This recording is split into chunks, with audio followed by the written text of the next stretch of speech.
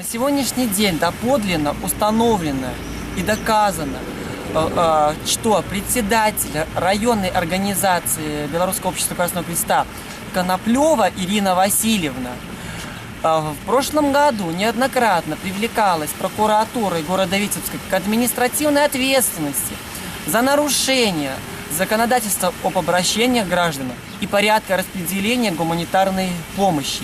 И эти нарушения были проигнорированы председателем областного Красного Креста Желановой Галиной Петровной, когда прокуратура города Витебска дополнительно просила областной Красный Крест привлечь Коноплеву за разгильдяйство и нарушение законодательства Республики Беларусь, в том числе деятельности Красного Креста, к дисциплинарной ответственности.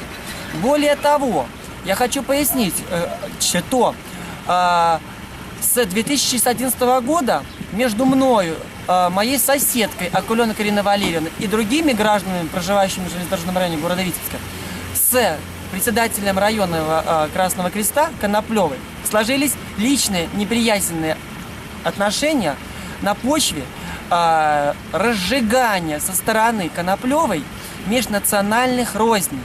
А поводом тому послужили многочисленные сейчас возбужденные дела по фактам наших заявлений по проведенных проверок управлением КГБ Витебской области, где Коноплева имела уже не первый раз себе наглость высказывать в части, что вы евреи, вы белорусские продукты не получите. Белорусский Красный Крест не для евреев. На сегодняшний день неважно, кто я являюсь по национальности, еврей, татар, русский, украинец, либо белорус, у меня существует паспорт национального образца Республики Беларусь. Я гражданин Республики Беларусь.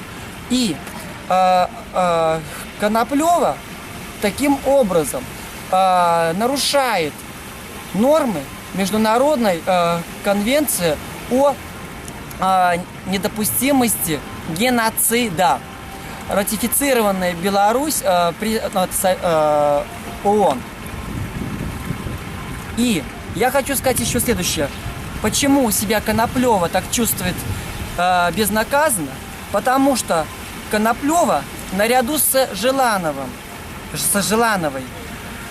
имеют прямую выгоду и заинтересованность в финансировании швейцарского Красного Креста всех программ через посредничество швейцарского посольства в Республике Беларусь.